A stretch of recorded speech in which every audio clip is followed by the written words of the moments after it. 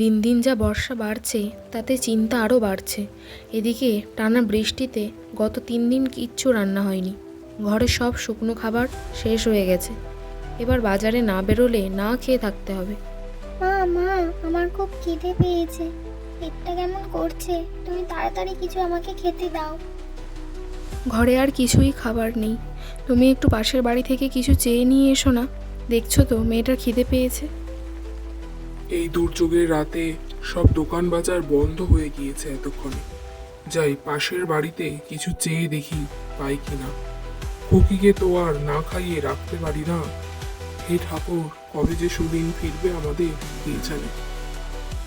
এনে মা, আজ কিছু শুকনো মুড়ি জোগাড় করতে পারলাম অনেক ঘুরে ঘুরে। আজ এটাই খেয়ে নে। কাল আমি তোর জন্য অনেক ভালো মন্দ খাবার নিয়ে আসবো, তখন খাস কেমন? আজ এটাই খেয়ে নে। ঠিক আছে বাবা, তুমি কিছু চিন্তা করো না, আমি এই মুড়ি খেয়ে নেব। কালকে তুমি আমার জন্য ঠিক কিছু না কিছু আনবে, আমি জানি। আমি আজ এটাই খাচ্ছি, তুমি কিছু চিন্তা করো না।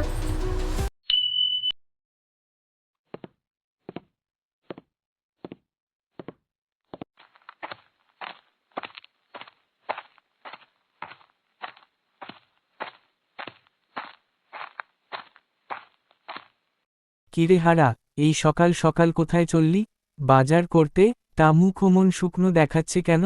কিছু কি হয়েছে? আগে হ্যাঁ কর্তা, এই টানা বৃষ্টিতে 3 দিন কিছুই বাজার হয়নি। আর যা দাম, তাতে কি আর কিনবো। বলছি দাদা, তোমার কাছে কিছু টাকা ধার হবে? ভাবছি কিছু একটা ব্যবসা শুরু করব। তুই করবি ব্যবসা? পারবি? তা কিসের ব্যবসা শুরু করবি ভাবছিস? ঠিক আছে, সে না হয় ধার দিলুম, কিন্তু শোধ করতে না পারলে কিন্তু তোর বাড়িটা আমার নামে লিখে দিতে হবে। রাজি থাকলে কাল বিকেলে এসে টাকা নিয়ে যাস। আগে আমি মাছের ব্যবসা শুরু করব বলে ভেবেছি। তার জন্য একটা বড় খেয়ে জাল আর কিছু সামগ্রী লাগবে। তাই জন্যই টাকাটা ধার চাইছি। ঠিক আছে কর্তা, অনেক ধন্যবাদ। আমি কালকে আপনার বাড়ি থেকে টাকাটা নিয়ে আসবো।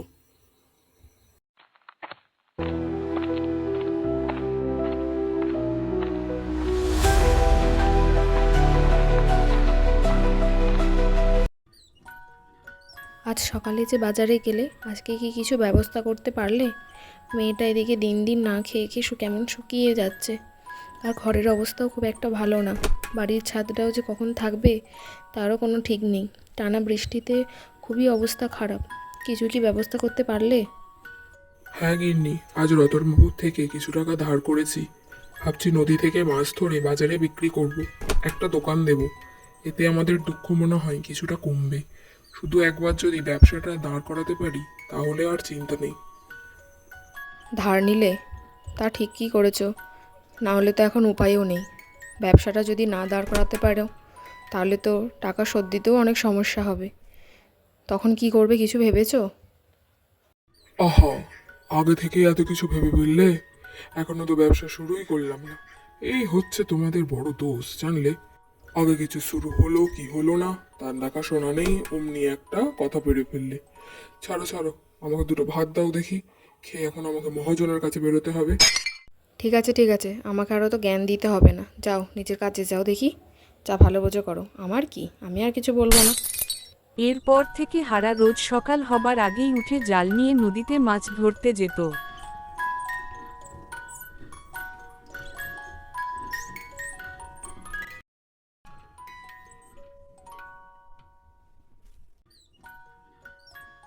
প্রথম প্রথম বর্ষায় অতিরিক্ত জল বেড়ে যাওয়ার কারণে তার জালে কিছুই ধরা পড়ত না। জল একটু কমলে পড়ে সে নানা রকম মাছ ধরে এনে বিক্রি করত। কিন্তু বিক্রি রোজ তেমন হতো না, তাই আয়ও তেমন হতো না। কারণ বর্ষায় অনেকে বাজার করতে আসতে পারত না।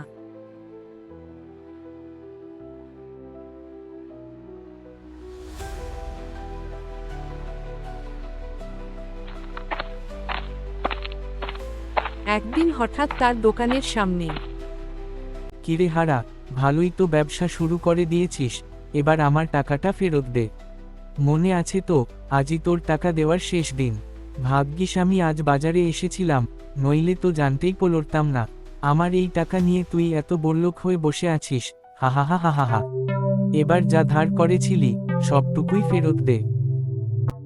ভাগ্যে কর্তা, রোজ তো তেমন বেচাকেনা হচ্ছে না, তাই এই বর্ষায় রোজ মানুষও মাছ কেনে না। আমি 2 সপ্তাহ পর সুদের সমেত পুরো টাকাটা মিটিয়ে দেব, কথা দিচ্ছি। আর কটা দিন সময় দেন আমাকে। ঠিক আছে, কথাটা মনে থাকে যেন। ঠিক 2 সপ্তাহ পর আমার বাড়ি গিয়ে টাকা ফেরত দিয়ে আসবি।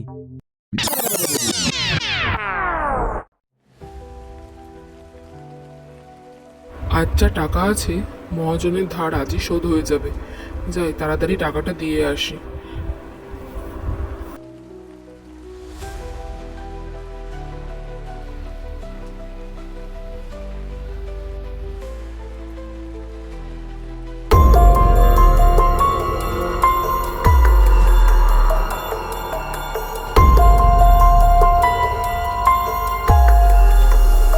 আরে বেদের মেয়ে জোসনা আমায় কথা দিয়েছে, আসি আসি বলে জোসনা ভাগে দিয়েছে। আরে হারা, কখনে এলি? আমি তোকে দেখতেই পাইনি। এরকম হুটহাট ঘরে ঢুকে পড়িস। আর দারোয়ানও তো হয়েছে তেমন। যাক, টাকাটা এনেছিস তো। এখন আমার রেওয়াজের সময়। আমি এখন একটু হরিনাম করব, বয়স হচ্ছে তো। আগে কর্তা, আজ সব ধার শোধ করে দেব। এই কি হলো? আমার টাকার পুটলিটা কোথায় গেল? কর্তা, আমি খুঁজে পাচ্ছি না আমার পুটলিটা কোথায় গেল।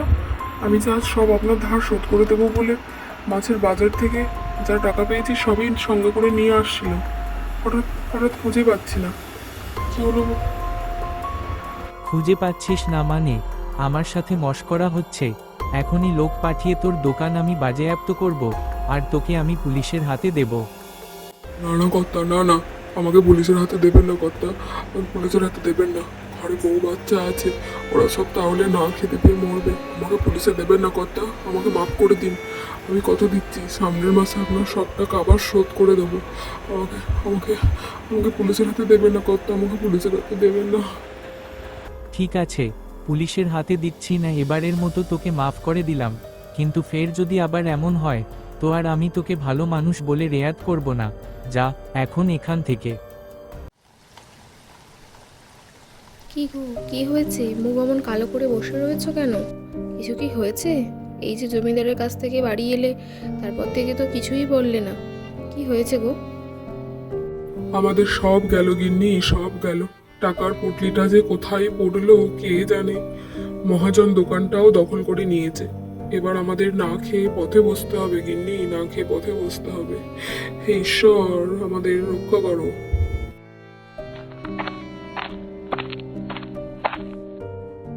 আমাদের উঠানে কত জল জমেছে, আর এই জল কতটা গভীর। আমার মাথায় একটা বুদ্ধি এসেছে। যদি আমরা এখানে বাঁধ দিয়ে কিছু ছোট মাছ নদী থেকে ধরে নিয়ে এসে ছেড়ে দিতে পারি, আর সেই মাছ বড় হলে তুমি যদি তা বিক্রি করতে পারো, তাহলেও কেমন হয়?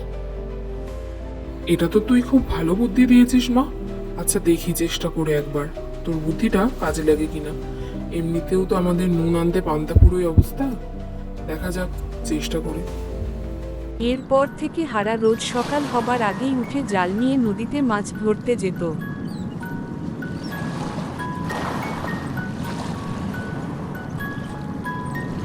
আজ জাল দিয়ে নদী থেকে ছোট বড় নানা রকম মাছ ধরে নিয়ে বাড়ি আসতো। এভাবেই হারার বেশ কিছু দিন কেটে গেল। আর ধীরে ধীরে মাছ বিক্রি করে সে অনেক অর্থ উপার্জন করতে লাগলো।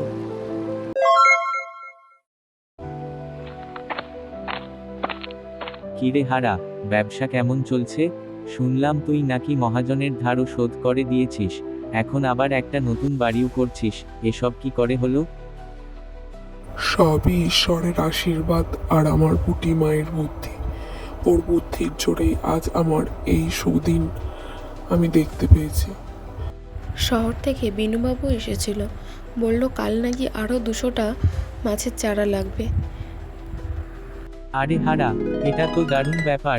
কিন্তু বর্ষা তো আর সব সময় থাকবে না, তখন তুই কি করবি? হ্যাঁ, তুই ঠিকই বলেছিস, বর্ষা হয়তো থাকবে না সারা বছর। তবে আমার এখনকার যা উপার্জন, সেই উপার্জনের সঞ্চিত অর্থ দিয়ে কিছুটা পুঁজি রেখে আমি একটা পুকুর কিনবো ভেবেছি। এভাবেই আমাদের ঠিক দিন কেটে যাবে। এভাবেই হারা আর তার পরিবার সুখে শান্তিতে দিন কাটাতে লাগলো।